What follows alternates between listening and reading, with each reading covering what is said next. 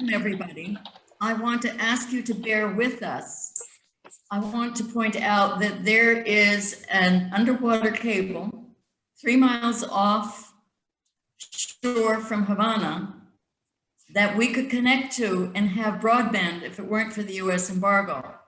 But because we cannot, we understand that this evening's broadcast is just a bit shaky. So please forgive us.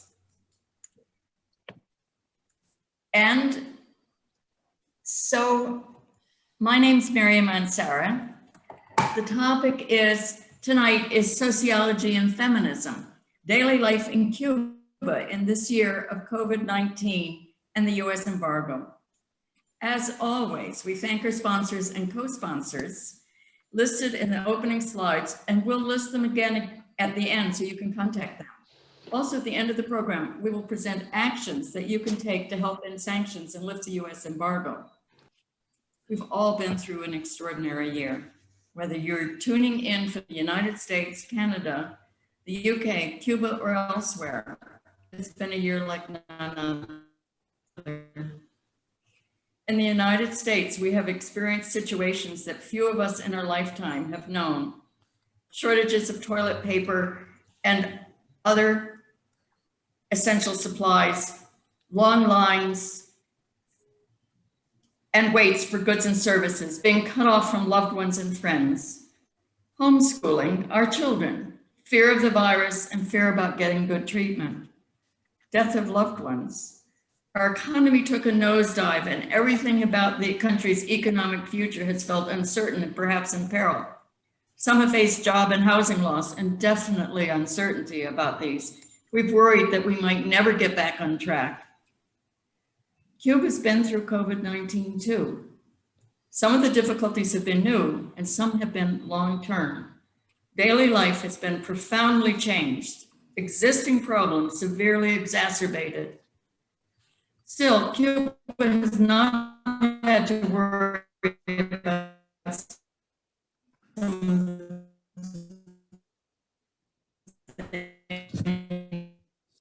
things we have.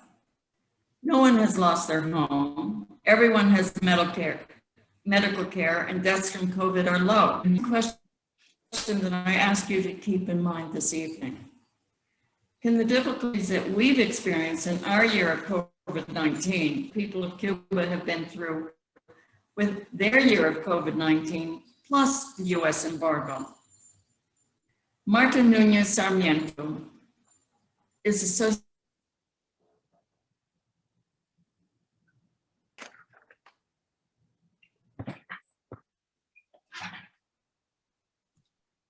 I think we lost Havana. I'm sure they'll be back. Okay. Marta Núñez Sarmiento is a sociologist and retired professor at the University of Havana. Her research concentrates on women and employment in Cuba in the public sector and the newly opened small businesses, on gender studies in Cuba and images of women in Cuban mass media. She's a founding member of the Women's Studies program at the University of Havana and the Casablanca Dream Group on gender for the UN and other international organizations, and has been visiting professor at a number of colleges and universities abroad. She's published extensively in Cuba, United States, and other countries. So I'm going to pose an opening question to Marta, and following her answer, we'll continue with questions from you. Gloria Caballero, originally from Cuba and representing the Latin American Solidarity Coalition of Western Massachusetts, and Sandra Levinson, Executive Director of the Center for Cuban Studies, will moderate the discussion. With Cole Harrison and Brian Garvey of Mass Peace Action and myself as background assistants. Please pose your questions in the chat. At the end, we will ask you to take action and list these. We'll keep the program open for 5 to 7 minutes to ensure you can do so. So, Marta, let me ask you, and I'm going to move this right over to you. What has daily life been like in Cuba for the past year of COVID-19, and especially for women? In what ways has it been affected by COVID-19, and in what ways by the US embargo? How have people, again, especially women, organized to meet these challenges? And how do you anticipate life going forward over the coming period of time? As a sociologist and feminist, what are the important points that you want us to know? Well, thank you, first of all. Hi, everyone, and thank you for inviting me to this conversation. It's the first time I'm able to go on a sort of a Zoom with everyone. I haven't been able to do so for many months. Well, the last 15 months in Cuba have been awfully tough. Really, believe me, very, very tough. But I'll summarize my ideas about these toughness in Cuba into two parts to introduce the conversation, and afterwards we'll go to the Q&As. In the first part, I'll refer to what day by day means for all Cubans, while in the second moment, I'll focus on what it meant for women, which is my real specialization. Well, let's go first to how Cubans have suffered, have dealt with the COVID during these 15 months. Cubans have been standing in queues for 3 to 5 hours, at least 3 times a week, to buy food, because we usually take 3 meals a day, to buy shampoo, soap, detergent, because we shower more than once a day. This is very hot climate. We want to have our house and our clothes very clean. You know us Cubans, all of you. And also we have to stand in lines at least 2 or 3 times a month to buy the prescription drugs. These habits have been acquired by Cubans since 1959 due to an upward social mobility, as Ferguson has taught me for a long time. So this is why I have these habits. And we haven't been able to consume everything that we really would like to have. Now, Cubans have been also working at the regular jobs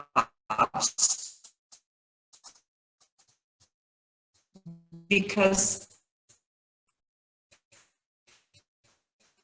7 out of 10 workers in Cuba are employed, did not close.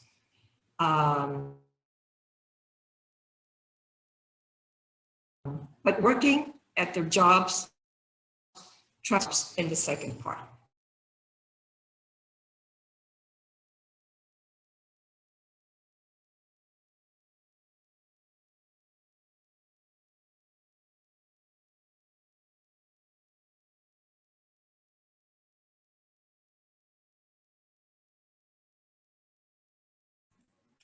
May I continue?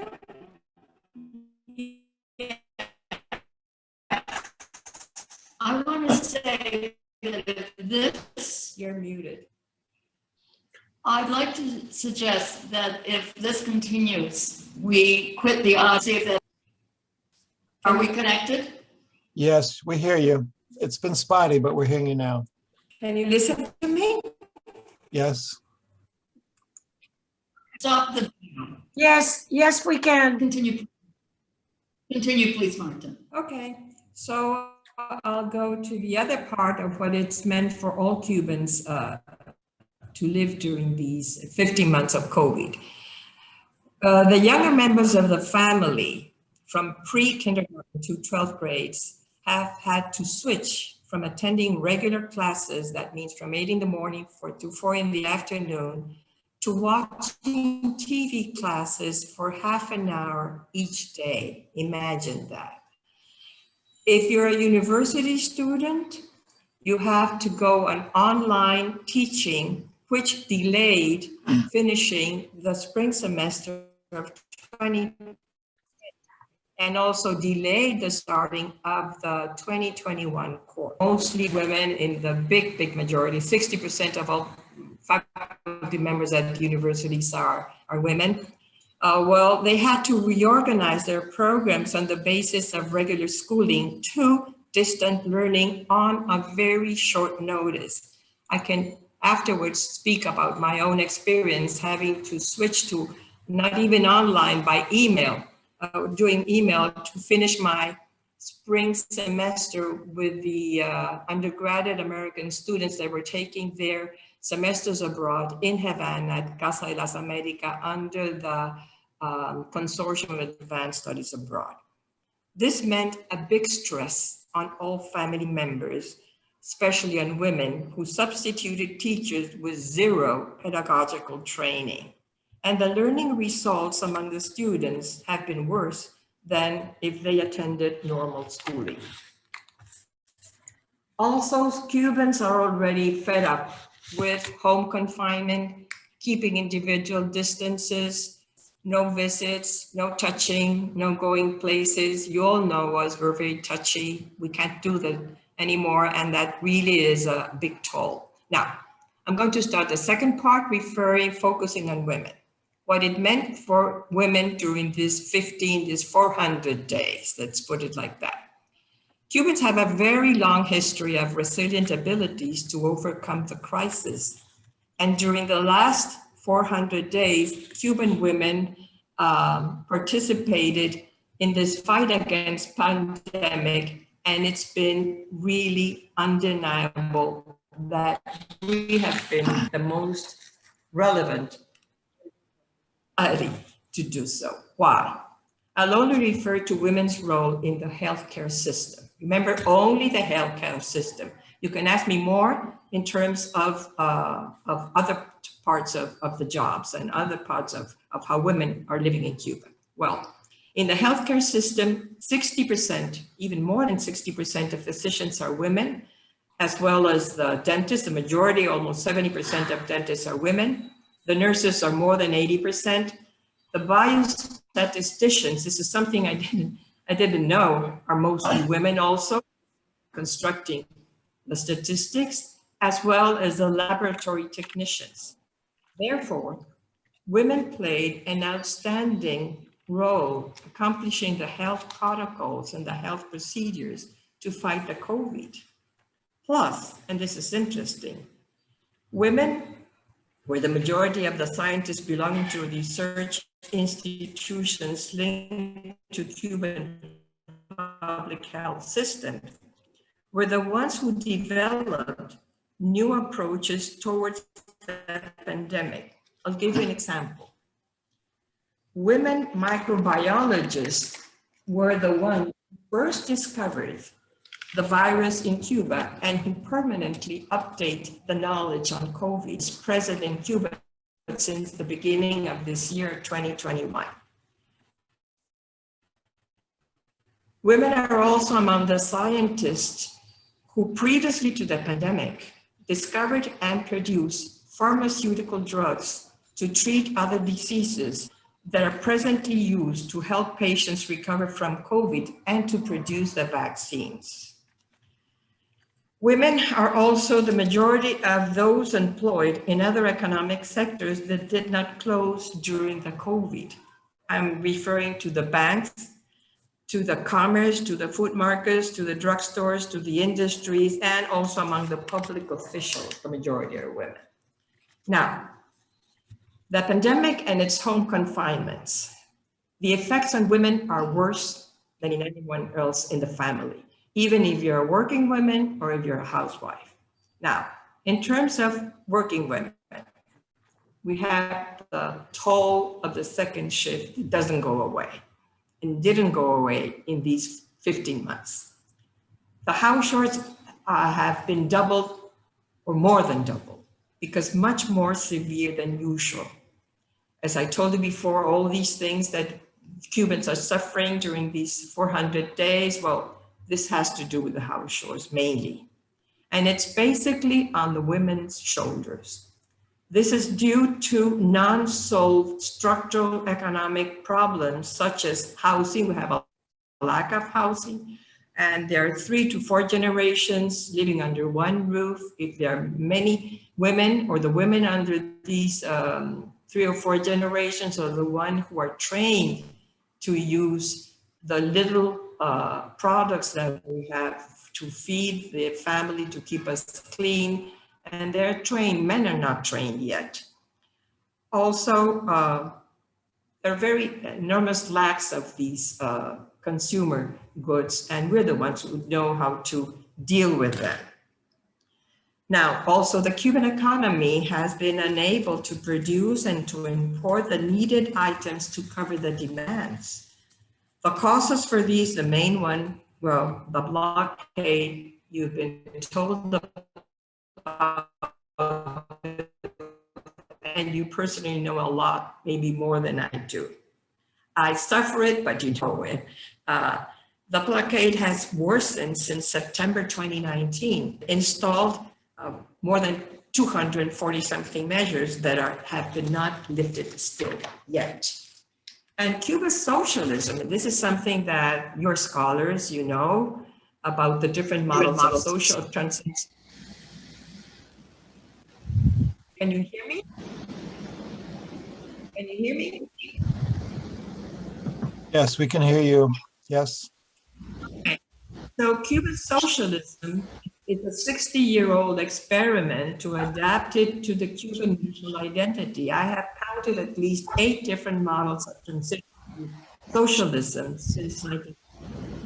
Plus, the reason for the second shift on the shoulders of women is that patriarchal ways of being, both inside the men and in women also.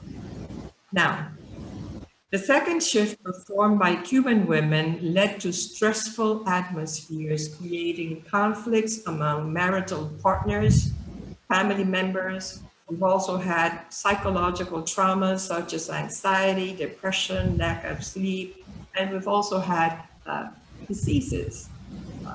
Now, have in mind that also included in the second shift is the fact that women are the caregivers for the senior members of the family. Just to remember this rate, 21% of all Cubans are 60 years and older. And we can be, I am 74 and also taking care of myself and of my husband, and this is the case of many women my age.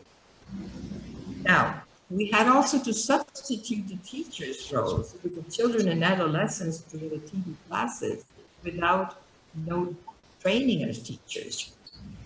And the women's strong, resilient role during these last 14 months of COVID is mainly due to women's jobs, and mainly among women workers did not come out of the blue. Although I leave it for the questions and answers, I'll just remember a few data. Women and employment. Of all the Cuban workers, 40% are women, but it's not just this percentage, this rate. It's the quality of the female labor force. We account for 2/3 of all the professionals.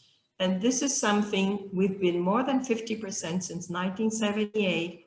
And since 1990 up to now, we've been 2/3 of all the professionals, which means for the majority of the physicians, the nurses, the lawyers, the scientists, the university faculty members.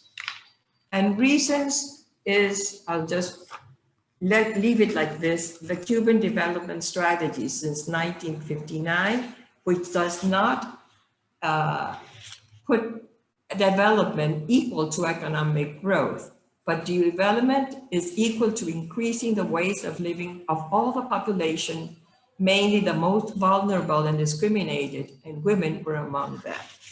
So Mary, I'll leave it here to the questions and answers. Okay. I can't see anyone, you can't see me, but we can listen. I'm going to put the video. Yeah, I'm going to put on the video for a bit for the questions, and we'll turn it off again if it gets difficult. So, Gloria. Yes. Can you hear me, everyone? Yes. Yes. Okay, so good afternoon, everyone. Thank you so much. for accompanying us on this another year and new edition of our conversation with our people in Havana and Cuba. Thank you so much, Marta. Anne Ferguson has a question, and she would like to know if the daycare centers were, if they remained open during the pandemic, and if that was the case, if they observed social distancing, the social distancing restriction. That's one of the questions. May I start with that? Gloria, may I start with that, answering your question? Yes, please, if you don't mind. Yes, the daycare centers in Cuba, as you know, are free and universal, but for women workers. So yes, they kept open, but just for those women who were, let's say, important, very important, indispensable at their jobs, which could be women working in the trade, women working in the healthcare system, women scientists. They were open, but just for women workers who were important to their jobs. What happened? Many of the same women living with family members with them decided to leave their children at home, afraid of having contacts at the nurseries and at the nurseries with other children. Although all the measures were taken, but this also, take women who had to go to their jobs, but many of them decided to leave them at home. Thank you, Marta. There's another question posed by Norma Harrison, and Norma would like to know if there are charity organizations there in Cuba that are willing to collect items for really deprived families there. There are, yes, well, there are, as I know, there are many religious organizations, there are other organizations, and there are also the NGO organizations in Cuba, and plus the ministries of foreign affairs, the ministry, the ICAP, the Institute of the Instituto Cubano of Friendship Among People. So yes, there are many. I'm not so, I don't know, have all the information about this. Gloria, maybe you have much more information than I do, but we're open to donations. I'm going to interject something here, which is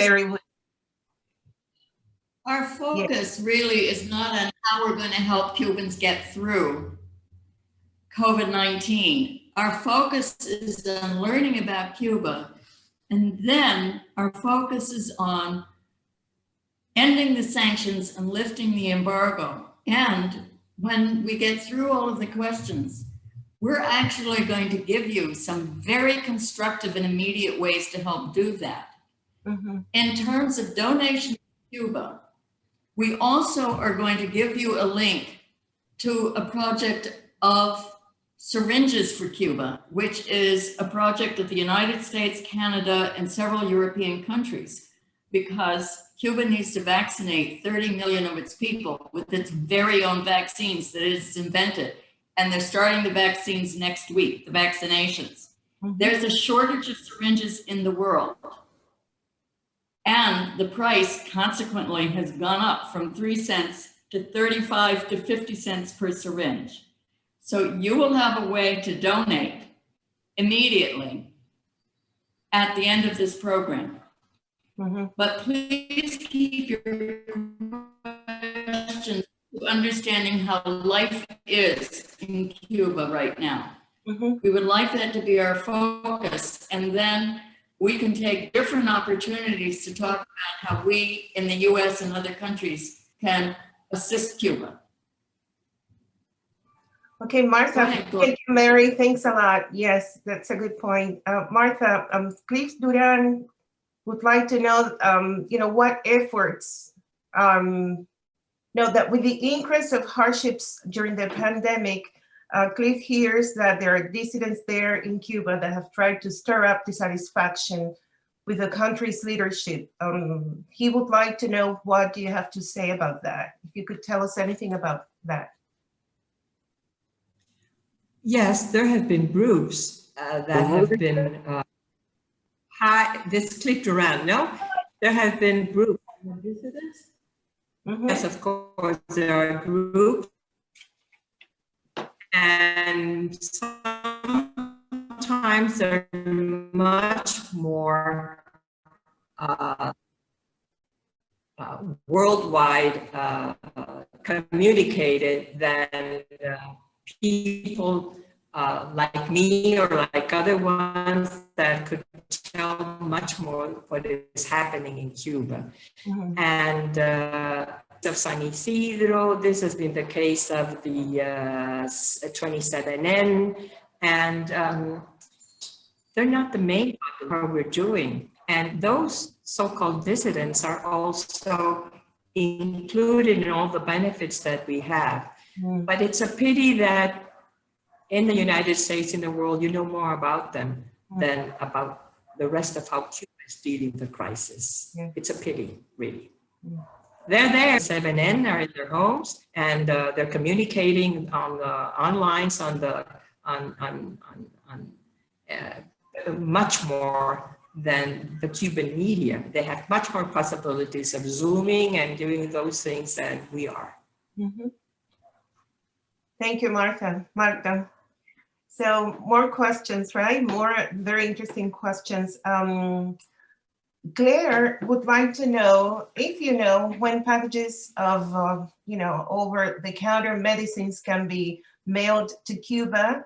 And also someone else wants to know, and this is Helen Gilbert, so I'm sorry, Helen. She wants to know what efforts are being undertaken to break down the divisions between male and female jobs. And Helen is a member of the, she works with the Radical Women in the United States. So 2 questions, male and female jobs in Cuba. And how can people send over-the-counter packages of medicine to Cuba? Gloria, could you summarize the 2 questions, because I hear you in a chopped way, like chopping. Okay, yes, so the first question was, okay, what efforts are being undertaken to break down the divisions between male and female jobs and household duties? And this is a question from Helen, and she's with the Radical Women in the United States. Okay, let's go with that first, okay? Yes, yes. Jobs in the jobs between male and female, they're almost the same. I mean, they're women and men working at the same time. Even women have surpassed in terms of professions much more than men in terms of the main professions, like I said before. So there's no difference, not legally, not actually among women and men have surpassed the number of men in many of the professional jobs. That's one fact. Now, the second shift is something of the listeners. It will take a long time. It's taken a long time, and maybe out of this these experiences from the COVID pandemic, maybe there will be something done in terms of much more legal terms. For example, there's now already a program for the advancement of women that's just been worked out and was published in the 8th of March, was made by the president. And it summarizes literally, the participate in the house chores. Well, you all know this is something that was included in the Family Code of 1975, but it didn't take place. I think that now there's a possibility of doing so, but while we have this enormous shortage of goods, I don't think it will be possible to train persons up to now in how shorts are the women. Mhm. Once we pass this with all the new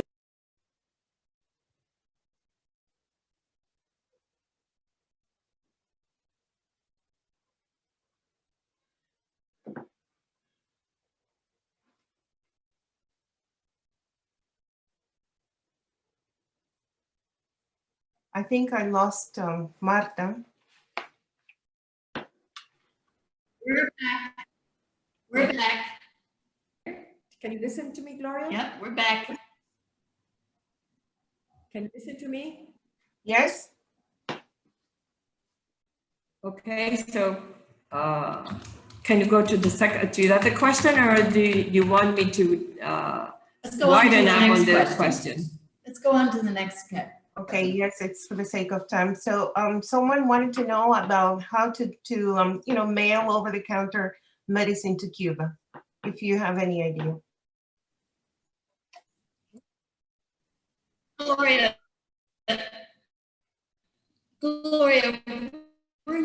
and folks, these are all wonderful questions.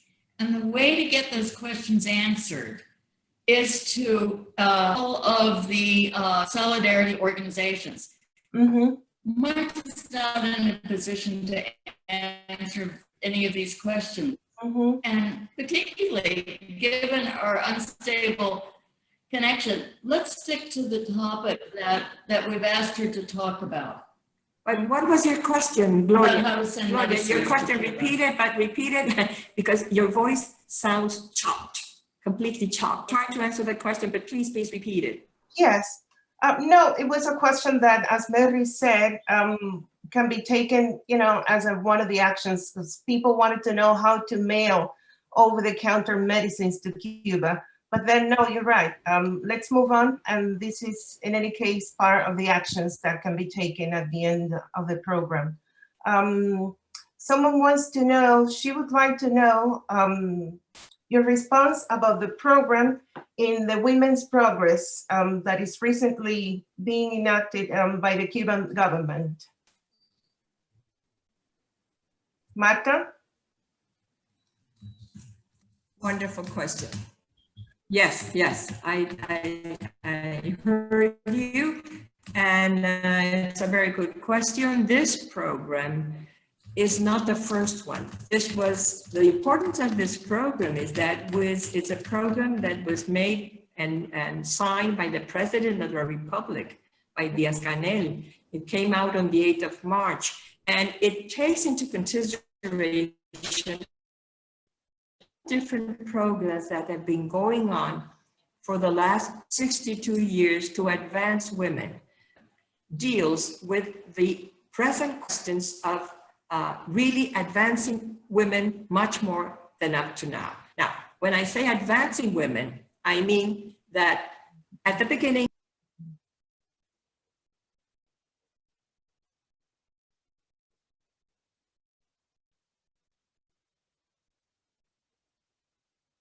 I think we lost you again, Marta.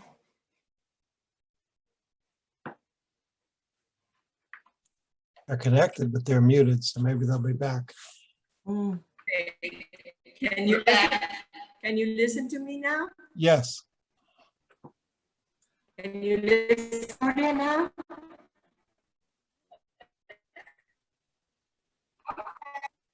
We've had a lot of programs for this last 62 years to first equal to men. But at some point, this program was so useful in the 70s that we already surpassed men in many things. One, in leading the profession. And secondly, having higher educational levels than men as a whole, and even among the workforce. Also, Cuban women have been able to dismantle machista, patriarchal structures of ways of being than men have done. men have been able to do so. Now, what is the importance of this program once more? That it starts at 2021, when we're the majority of the professionals, when we have higher educational levels than men, when we have dismantled a lot of patriarchal structures which men have not, and it includes much more in terms of vocally, the terms of violence against women, which was something that we didn't want to see, we didn't want to accept. And it came out in the 90s in the crisis. It was dealt us during the 90s, violence against women, but not with a specific program, which have been developing during the last 21 years of this century. But now it is included in this program. And we're waiting for the laws, the different codes, the civil codes, the penal codes to include this, but it's being worded in this program as something that already is being dealt with. The other thing that I think is very important is the importance given to the influence of the women's advancement in accepting that there have been enormous changes in gender relations in Cuba, which means accepting the diversity of LGBTQ plus persons in Cuba, which was something that was something unthinkable in Cuba 20-something years ago. It also deals with incorporating women to employment, but in the fields that are not yet, women are not attending, like the rural areas, like agriculture. Cuban women have never had a tradition of working in the agriculture. So now there's a promotion of women working in the agriculture, and also jobs for young women coming out of the universities, which have their jobs, but young women who do not attend universities, and some of them are not attending even jobs after finishing high school. So these are things that in this programs are very, very important. There is also a reference to finding ways to change the male ways of being, the men's ways of being in Cuba, mainly in the second shift. That's also one of the articles there. I don't know, Gloria, if this is enough, you want to Okay, Marta, there are a number of questions, people asking about if you think that this period has been a major setback. You can find this program in the internet. I don't think it's not.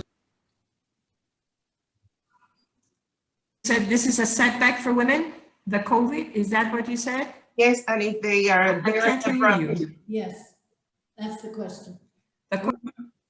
No, I don't think there has been a setback for women. No.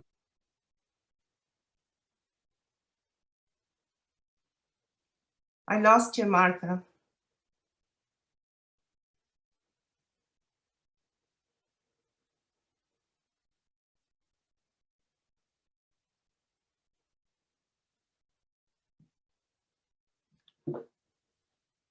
I think I lost Marta again. Thanks everyone for the wonderful questions. They're still connected. I guess they're trying to get their audio back. Mm-hmm.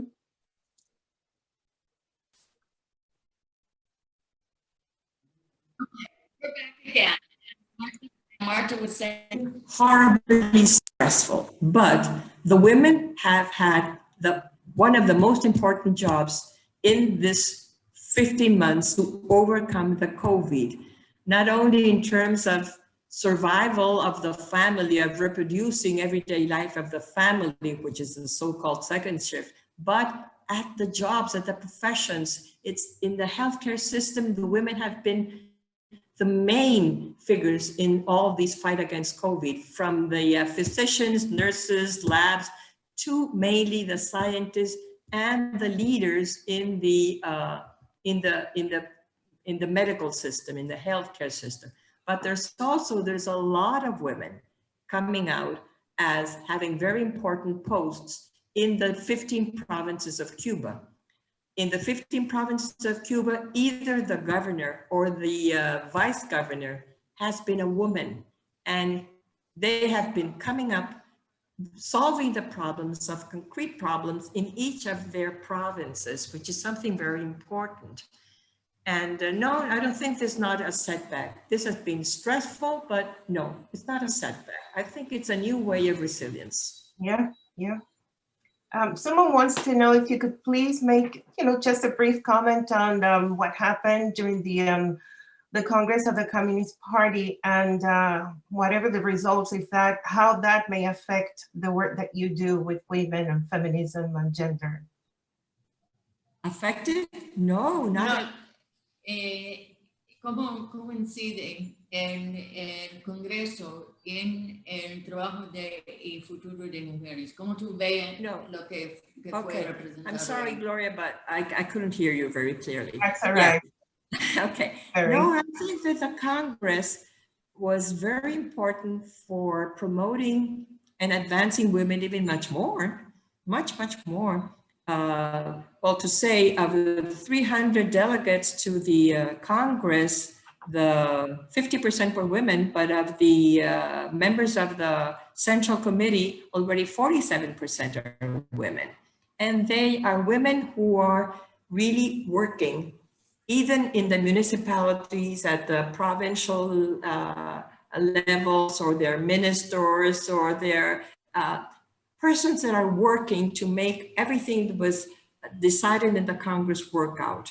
And I think that, listen, one of the things that, for me, I still don't have all the figures, but one of the things that have been introduced since the beginning of this year is that there has been an increase in salaries among the workers in Cuba, and mainly among professional workers, where the majority are women. We have been suffering for a long, long time of receiving less salaries than the rest of the members of the workforce.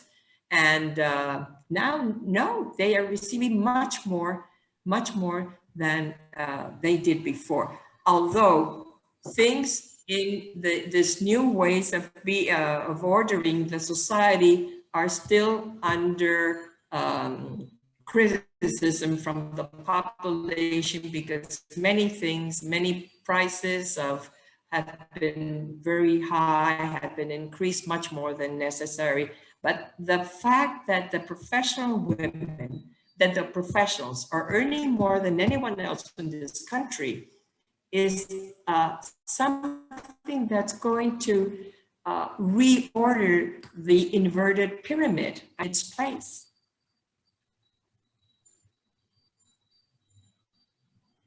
Something else, Gloria?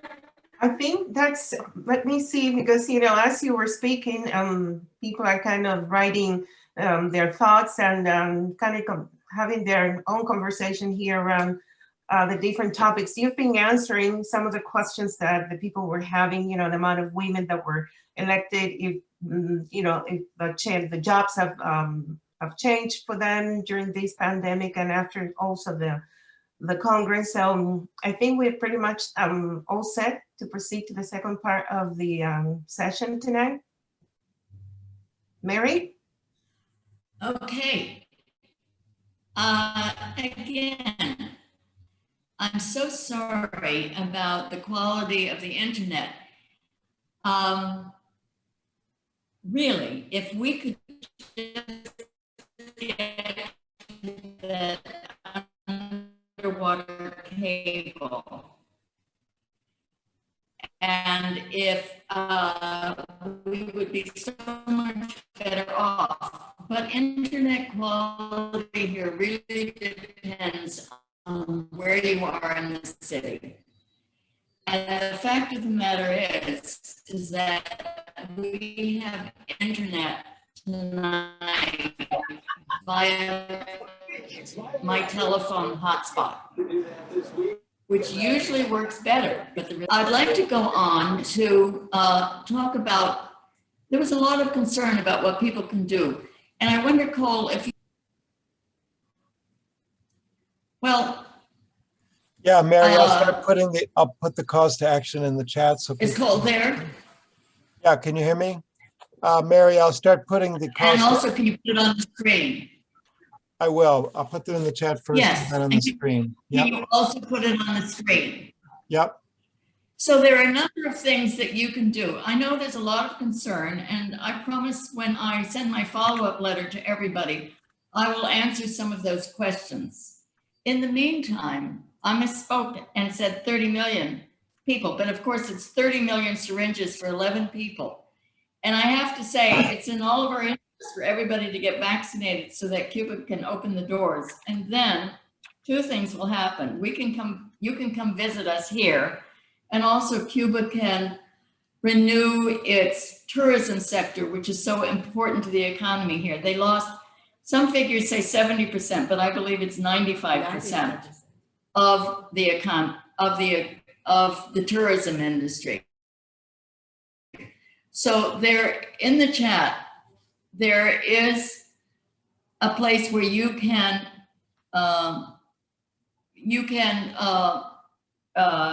sign up to donate the campaign for syringes.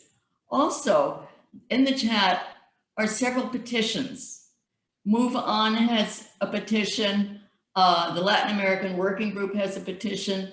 And also, IFCO Pastors for Peace has a petition. These are important. We need to start putting even more pressure on President Biden to take at least the initial measures that he can take. He can restore remittances. He can take Cuba off the list of terrorists. He can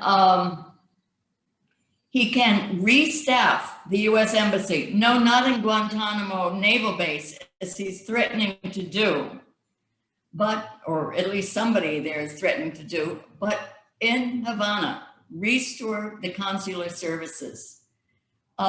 And he can begin to move towards opening up commerce and travel again. These are things he can do by executive order. We also ask you to write to President Biden, Secretary Blinken, and your own representative and senators to lift the embargo. And there's a link there. And when you press on that, it will take directly to your representatives and your senators.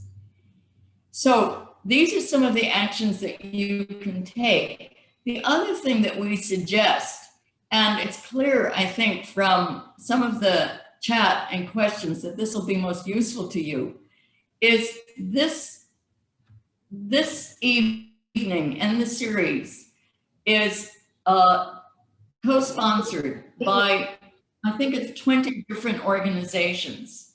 And these include many of the major Cuba Solidarity organizations, as well as Code Pink, as well as the U.S. Peace Council, as well as the committees for the committees of correspondence for democracy, as well as the Latin American Working Group, and a whole range more. We will be sending out to you not just the list of sponsors, and maybe Cole can put those up on here, but also descriptions of them and how to reach them. And we urge you to do that.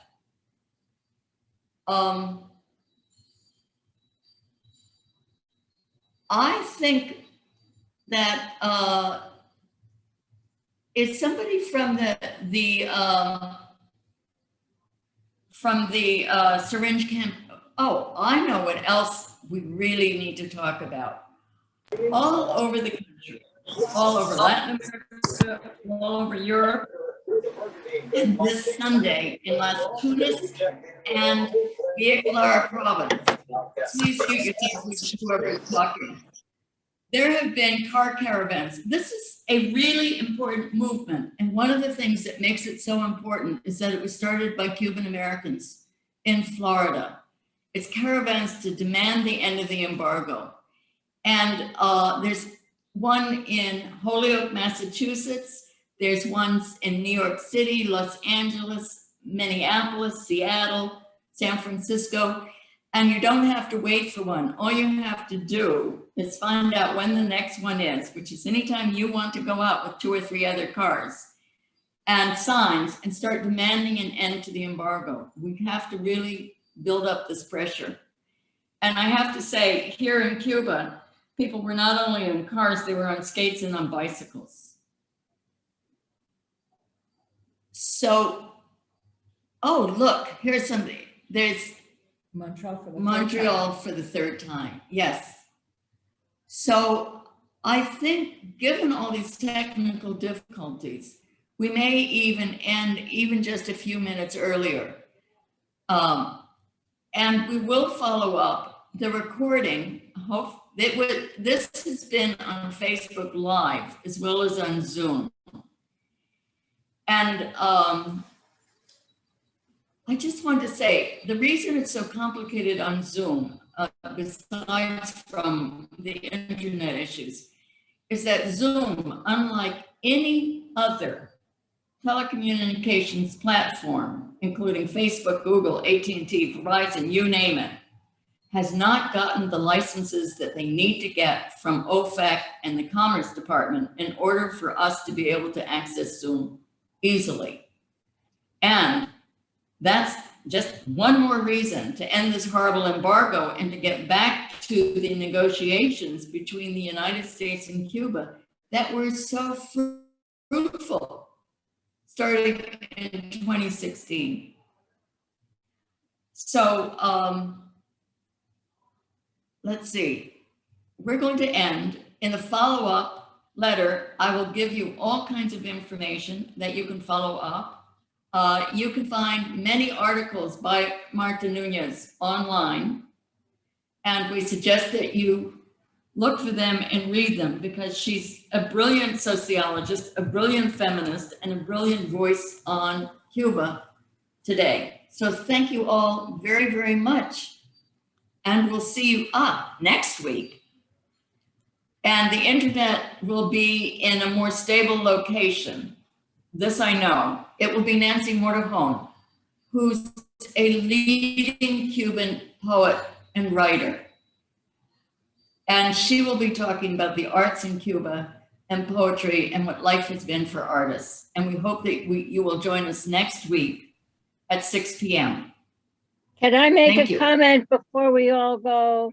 It has occurred to me that given the attack on Cuba, that it's the United States that created the COVID virus in order finally to be able to conquer Cuba. Well, that's an interesting comment and an interesting note to leave this on. So good night to all of you. Thank you, everyone. Have a wonderful rest of the week. And hopefully see you all next Tuesday, 6 p.m. I appreciate it. Thank you, everyone. Good night. Sombrita.